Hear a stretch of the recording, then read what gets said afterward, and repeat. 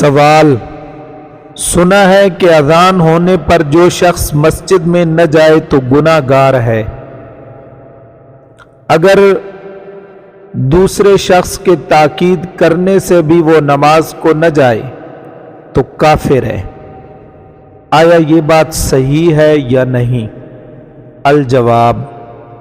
اس میں شک نہیں کہ جو شخص اذان سن کر مسجد میں نہ جائے اور باجماعت نماز ادا نہ کرے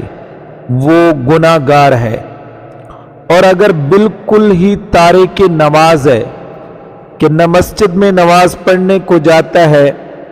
اور نہ اپنے گھر پر نماز ادا کرتا ہے تو وہ اشد درجے کا فاسق و عاصی ہے، اور بعض ائمہ اس کو کافر کہتے ہیں، جیسا کہ حدیث شریف میں وارد ہے: من ترک الصلاۃ متعمدا فقد کفر، یعنی جس نے قصداً نماز ترک کی وہ کافر ہو گیا، یعنی قریب کفر کے ہو گیا،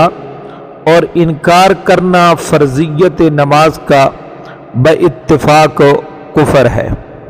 آگے سوال ہے کہ ایک آدمی قرآن مقدس کی تلاوت کر رہا تھا یا درود پاک پڑھ رہا تھا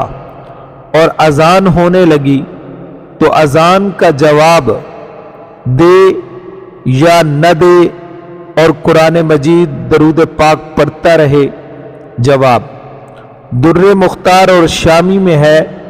کہ قرآن مجید کی تلاوت موقوف کر کے اذان کا جواب دے، اور اسی طرح اگر وہ اذان شروع ہو گئی اور درود پاک پڑھ رہا تھا تو درود پاک پڑھنا موقوف کر کے اذان کا جواب دے فقط۔ واللہ تعالی اعلم۔